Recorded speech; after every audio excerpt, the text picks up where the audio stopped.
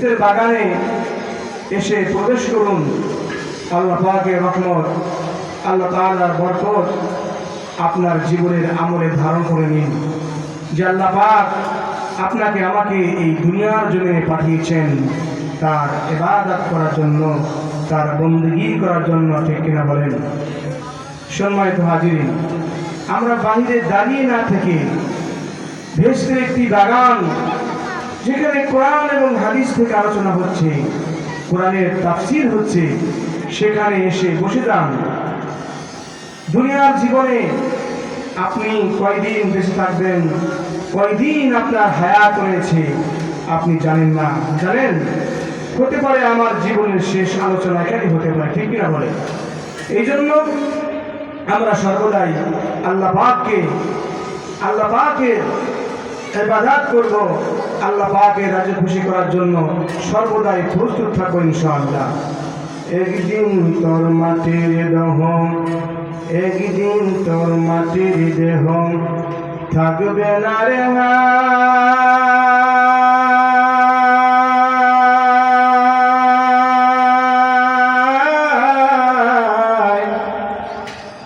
একদিন তোর মাটির দেহ, একদিন তোর মাটির দেহ থাকবে না তো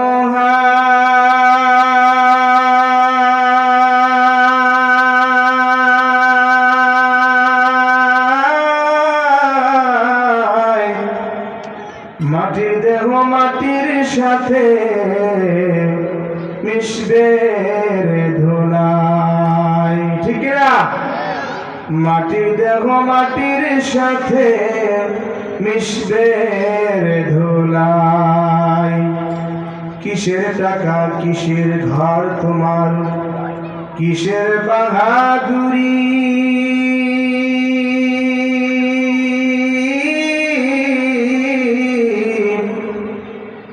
কিসের টাকা তোমার, কিসের ভারী ঘর তোমার, কিসের বাহাদুরি,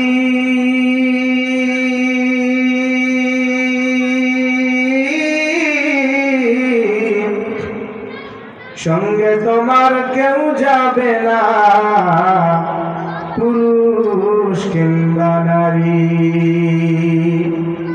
সঙ্গে তোমার কেউ যাবে না, পুরুষ কিংবা নারী। আলহামদুলিল্লাহ, তালিমুল কোরআন হিফজ মাদ্রাসার হাফেজ ছাত্রদের পাগড়ি প্রদান উপলক্ষে চতুর্থ বার্ষিক ওয়াজ মাহফিলের সম্মানিত সভাপতি সাহেব ও অত্র অঞ্চলের দূর দূরান্ত থেকে সম্মানিত মুরব্বী کرام ও আমার পর্দার অন্তরালের সম্মানিতা মা ও বোনেরা, মঞ্চে উপবিষ্ট রয়েছেন আমার ছাত্র ভাইরা, আসসালামু আলাইকুম ওয়া রাহমাতুল্লাহি ওয়া বারাকাতুহু। সালামের আওয়াজ শুনে মনে হলো এটা একটা কবরস্থান। ভাই, কবরস্থানে সালাম দেবে, সালামের কোনো ওইখান থেকে আওয়াজ পাওয়া যায় না, ঠিক কিনা? কবরস্থানে সালাম দিলে সালামের আওয়াজ পাওয়া যায়, তাহলে এটা কি কবরস্থান? এটা হচ্ছে বেহেশতের বাগান। যে কজন লোক রয়েছেন সমস্যা নাই, আপনি আল্লাহকে, আল্লাহ রাসূলকে রাজি খুশি করার জন্য যখন সালাম বিনিময় হবে জোরে সোরে সালাম দেবেন, আসসালামু আলাইকুম ওয়া রাহমাতুল্লাহি ওয়া বারাকাতুহু। আলহামদুলিল্লাহ, সমস্ত প্রশংসা আদায় করে নিচ্ছি যে রব্বে কারীম আমাদেরকে সুস্থ অবস্থায়, সুস্থ মস্তিষ্কে আল্লাহ পাকের কোরআন এবং হাদিস থেকে আলোচনা করার জন্য এবং শোনার জন্য যে রব্বে কারীম এখানে আসার তৌফিক দান করেছেন, তার জন্য শুকরিয়া জ্ঞাপন আদায় করি। সকলে বলেন আলহামদুলিল্লাহ। আল্লাহ রাব্বুল আলামিনের শুকরিয়া জ্ঞাপন আদায় করলে রব্বে কারীম তার নিয়ামতকে ভরিয়ে দেয়। বলেন সুবহানাল্লাহ। আল্লাহ রাব্বুল আলামিনের শুকরিয়া যে ব্যক্তি বেশি বেশি করে আদায় করবে, সর্বদাই আল্লাহ রাব্বুল আলামিনকে সর্বদাই ভালোবাসবে।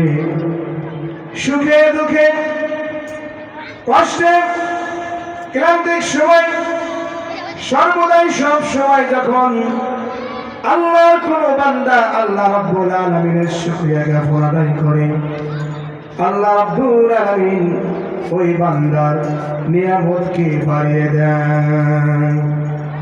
আল্লাহ রাব্বুল আলামিন নিয়ামতকে বাড়িয়ে দেয়। আমার ভাইরা, আল্লাহ রাব্বুল আলামিন আমাদেরকে সুন্দর একটি সুস্থ জীবন দিয়েছেন। সুন্দর একটি জীবন আমাদেরকে আল্লাহ পাক দিয়েছেন, যেই জীবন দিয়ে আমরা হাঁটাচলা করা করতে পারি। আমাদেরকে আল্লাহ রাব্বুল আলামিন চলার জন্য যেই শক্তি দিয়েছেন, যেই মেধা দিয়েছেন, সেই মেধাগুলো যদি আমরা সঠিকভাবে কাজে লাগাতে পারি, সঠিকভাবে যদি আমরা রব্বিক কারীমের হুকুম আহকামগুলো, তার বিধানগুলো কাজে লাগিয়ে যেতে পারি, তাহলে আল্লাহ পাক আমাদের জন্য পুরস্কার দিবেন। ঠিক কিনা বলেন? আল্লাহ তাআলা পবিত্র কোরআনুল কারীমের মধ্যে বলছেন, লাকাদ আনজালনা ইলাইকুম কিতাবান ফীহি যিকরুকুম আফালা তাকিলুন। আমার ভাইরা, আল্লাহ রাব্বুল আলামিন বলছেন, হে মানব মণ্ডলী, আমি তোমাদের প্রতি এমন একটি কিতাব দিয়েছি, যেই কিতাবের মধ্যে আমি আল্লাহ পাক তোমাদের প্রত্যেকের কথা উল্লেখ করে দিয়েছি। অতএব তোমরা তোমাদের জীবনকে কোরআনুল কারীমের পাতার সাথে আবিষ্কার করো, জীবনকে গঠন করো। তোমার চিত্র কোনটি? আমার ভাইরা, আমাদের চিত্র তৈরি করতে হবে কোরআনের সাথে। আমাদের জীবন তৈরি করতে হবে রাসূল সাল্লাল্লাহু আলাইহি ওয়াসাল্লামের সিলেবাসে। আমাদের জীবন ধারণ করতে হবে কোরআনের সাথে।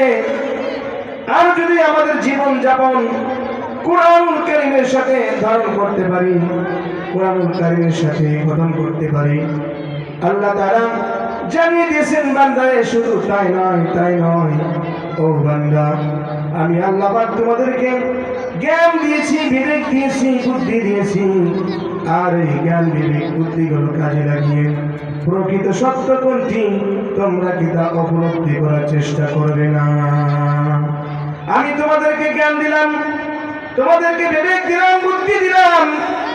সেই বিবেক বুদ্ধিগুলো তোমরা কোন পথে ব্যয় করতেছ, কোন কাজে ব্যয় করতেছ? এই জন্য আল্লাহর কোন বান্দা যদি কোরআনুল কারীমের সাথে তার জীবনকে গঠন করতে পারে, কোরআনুল কারীমের সাথে তার জীবনকে সম্পর্ক করতে পারে, ওই বান্দার কোনো চিন্তা থাকবে না, ওই বান্দার কোনো ভয় থাকবে না, ওই বান্দার কোনো দুঃখ থাকবে না, ওই বান্দার কোনো কষ্ট থাকবে না। ঠিক কিনা বলেন? আল্লাহ পাক যদি আপনার হয়ে যায়, আল্লাহ পাক যদি আমার হয়ে যায়, তাহলে কোনো চিন্তা আছে নাকি? কোনো চিন্তা থাকবে না।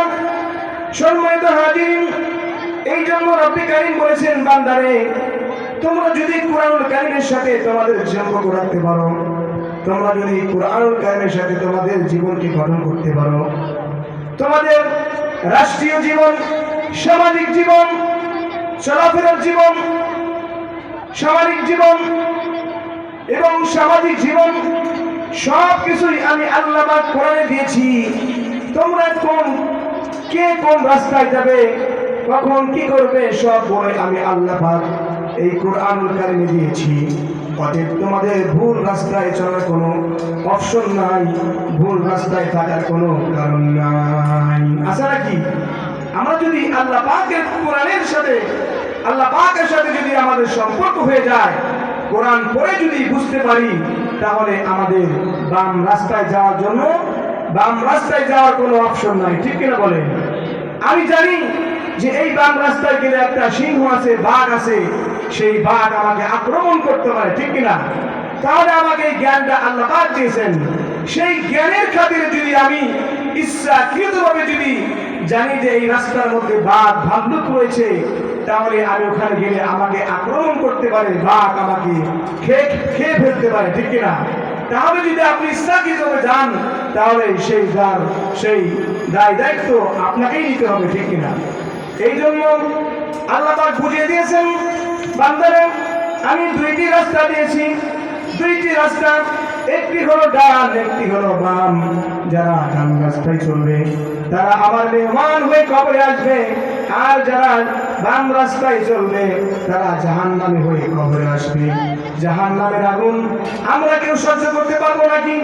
জাহান্নামের উত্তপ্ত আগুন এত কঠিন, এত ভয়াবহ আগুন, সেই আগুনে আমরা পড়তে পারবো না, সইতে পারবো না, সহ্য করতে পারবো না। ঠিক কিনা বলেন? দুনিয়ার সাধারণ রৌদ্রের আলো, রৌদ্রের তাপ আমরা কেউ সহ্য করতে পারি না, গরম সহ্য করতে পারি না, তাহলে কিভাবে ওই জাহান্নামের আগুন আমরা সহ্য করব? ঠিক না? আমার বন্ধুগণ, আল্লাহ রাব্বুল আলামিন বলেন, তোমরা কোরআনের কাছে আসো, কোরআনের সাথে তোমরা সম্পর্ক করো, কোরআনুল কারীমের সাথে তোমরা ভালোবাসায় জড়িত হয়ে যাও, আর জড়িত হও আমার রাসূল সাল্লাল্লাহু আলাইহি ওয়াসাল্লামকে ইত্তেবা করো, ভালোবাসো, তাহলে তোমাদের জীবনটা পরিপূর্ণ হয়ে যাবে। বলেন সুবহানাল্লাহ। আল্লাহ রাব্বুল আলামিন বলেন, আফালাম ইয়াতাদাব্বারুনাল কুরআনা ওয়ালাউ কানা মিন ইনদি গায়রিল্লাহি লাওয়াজাদু ফীহি ইখতিলাফান কাসীরা। আল্লাহ পাক বলেন, ও বান্দা, তবে কি তোমরা এই কোরআনুল কারীম সম্পর্কে চিন্তা গবেষণা করবে না? অথচ এই কোরআন যদি আল্লাহ পাক ব্যতীত দুনিয়ার কোন মানুষ থেকে আসতো বা অন্য কারো পক্ষ থেকে আসতো, তাহলে তারা এই কোরআনে গরমিল করত। শুধু গরমিল নয়, তারা নিজেরাই আইন তৈরি করত, তারা নিজেরাই আইন বানিয়ে দিত। কোরআনুল কারীমের আয়াতকে তারা বিকৃতি করে আইন বানিয়ে সমাজে চালিয়ে দিত, রাষ্ট্রে চালিয়ে দিত। নিজের সুবিধা মতন চলার জন্য তারা সেই আইনকে বানিয়ে নিত, সেই আইনকে তারা ধারণ